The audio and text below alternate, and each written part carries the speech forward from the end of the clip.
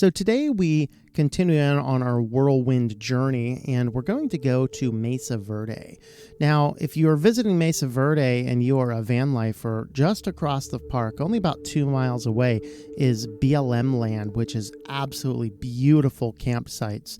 It was pretty full when I got there at night, and this is the end of November, maybe the beginning of December when I'm here. And it was pretty full then, but very beautiful campsites, wonderful scenery, just your own little slice of heaven right across the street from the park.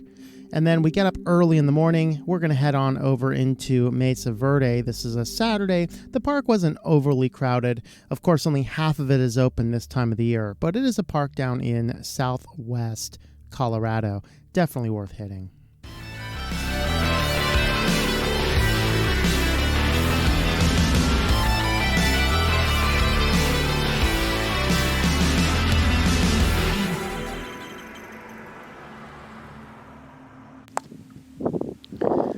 Here we are at Park Point, highest elevation at Mesa Verde, and that is about 8,800 feet elevation, perilously close to 9. It's actually cold and windy up here. And up there is that building is actually the fire watch station, which during the monsoon season, they staff it all the time and watch for lightning strikes and forest fires.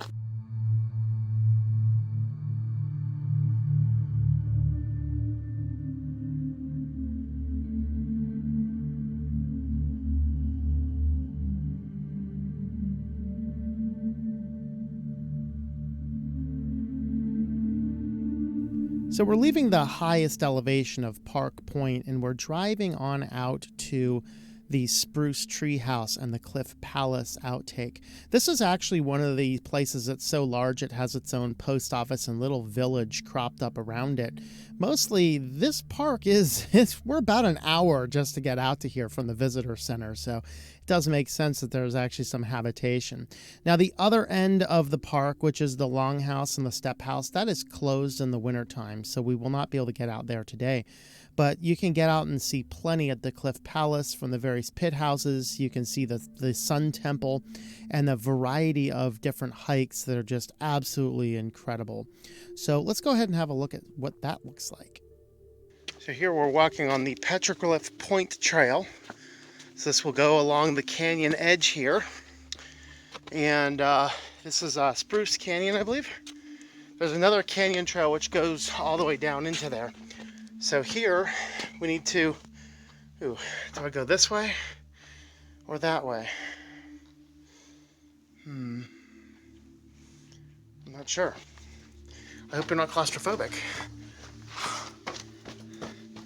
because this way looks more fun. But this will go out to a series of petroglyphs. There's a canyon dwelling kind of behind me now. The main trail to get up to it is closed right now due to a rock slide. But I'll take some good pictures there and slap those on right about here. These are the cedar, I think called Cedar House. That's what this one's called. But this is a beautiful canyon up here. So just don't make a wrong step, because long ways down there.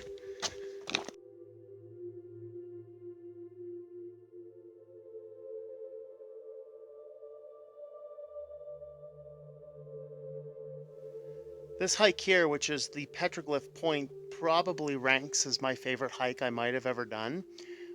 It's fairly strenuous along the side of this cliff. The canyon down there is hundreds of feet below. We've seen Pueblo ruins, and now we have a petroglyph wall there. Now, for those unaware, a petroglyph and a petrograph. Petroglyph is to carve into the rock. Petrograph is to write onto the rock. So a petrograph is where you're going to use different colored mineral salts and paint a picture on the rock.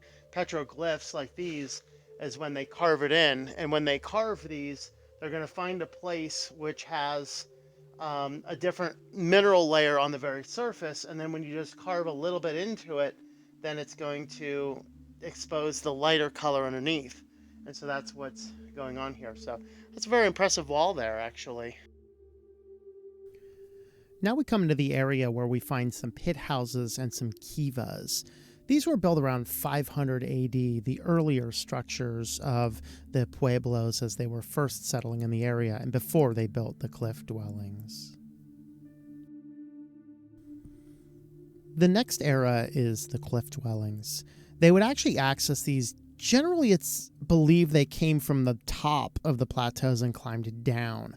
And then they built a variety of different structures. And these were the dwellings that they lived in. I think I had it mixed up from my Hovenweep video because they actually built these before building the various large cities. Mesa Verde is not the only place where you can see cliff dwellings. You can also have a look at the nearby Navajo National Monument, which is in the middle of Navajo Nation in the northeast corner of Arizona. Of course, stop by Four Corners if you can, which I skipped on this particular trip because I've been to Four Corners several times. Eventually, we will go ahead and hit Four Corners. But I wanted to pass by that and head to Navajo National Monument.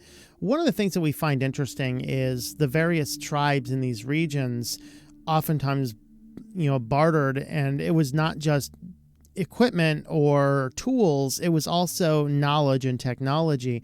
And so from the pueblos, the Navajos also developed a little bit of cave dwelling as well, or cliff dwelling.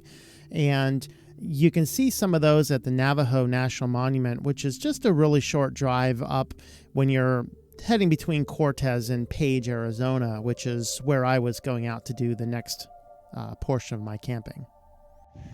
So today we are hiking at the Navajo National Monument. This is deep in the Navajo country, and it's kind of a joint partnership between Navajo and United States government. So some of the rules are a little bit different in that respect. They do have one free dispersed camping site. There were two, but one of them has been closed down because, whatever. But anyway, this is a beautiful place. Let me turn the camera around so you guys can see what I'm seeing.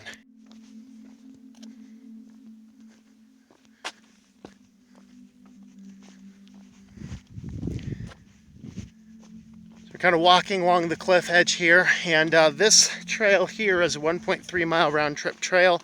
This one will show you some of the Navajo cave dwellings, which is going to be a little bit different than the Pueblo cave dwellings at Mesa Verde and things like that. We are in a different tribe, although there was a lot of trade and technology trading between them. So here we're going into a really nice canyon view area.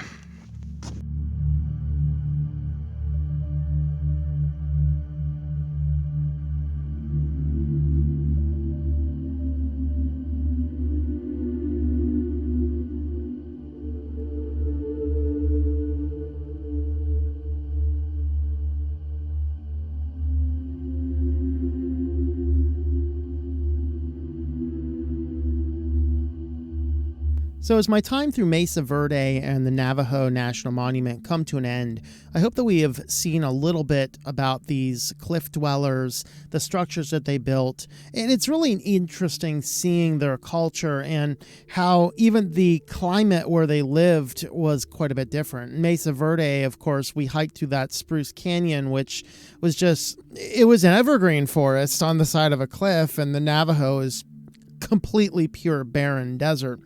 And so there's quite a bit of difference. But with that over, we are on the way over to Page. And I'm actually going to stop a little bit north of Page, kind of right across from the Grand Staircase National Monument. It's like the Escaladas Staircase, whatever it's called. Beautiful campsite, BLM ground, free camping for 14 days, right next to some of the most beautiful Utah mountains you'd ever see. And hey, even the cat enjoyed the trip over.